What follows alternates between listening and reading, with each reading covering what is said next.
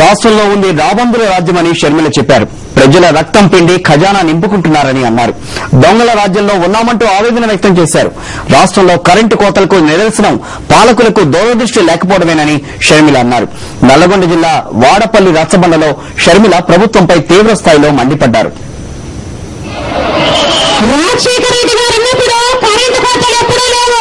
Current అప్పుడు బాగానే ఉండింది. అవునా? మన విద్యార్థులు బాగా చదువుకున్నారు. మన గ్రామాలలో కరెంట్ ఉండింది. రైతులకు 7 గంటలు ఉచిత విద్యుత్ ఉండింది. రాజశేఖర రెడ్డి గారు బతికే ఉంటే ఈ రోజు 9 గంటలు ఉచిత విద్యుత్ వచ్చేది. కేవలం ఇప్పుడున్న సర్కార్ నిర్లక్ష్యం వల్ల, ఇప్పుడున్న ముఖ్యమంత్రి గారు కిరణ్ కుమార్ రెడ్డి గారు నిర్లక్ష్యం వల్ల ఈ రోజు మన రాష్ట్రంలో తీవ్రమైన కరెంటు సంక్షోభం ఉంది. మన రాష్ట్రంలో మనకు కావాల్సినంత కరెంటు ఉత్పత్తి మనం చేసుకోలేం. మనము పక్క రాష్ట్రాల నుంచి కొనుక్కోవాల్సి ఉంటుంది. కానీ మన ముఖ్యమంత్రి గారు నిద్రమైన టైంలో పక్క రాష్ట్రాల వాళ్ళు అమ్మేసుకున్నారట. ఇప్పుడు నిద్ర లేసి కరెంటు కావాలన్నా అమ్మే వాళ్ళు లేరు అక్కడ. అర్థమైందమ్మా?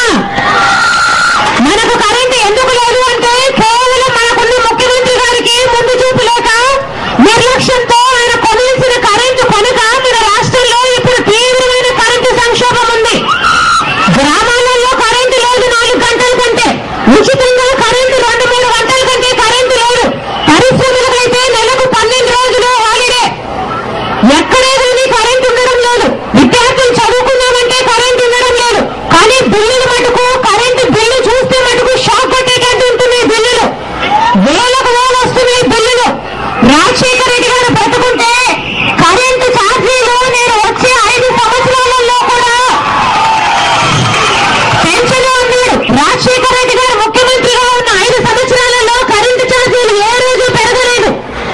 ఇప్పటి వరకు కూడా ముఖ్యమంత్రిగా ఉందంటే ఈ రోజుకి వరకు కూడా ఛార్జీలు పెరిగేవి కావు.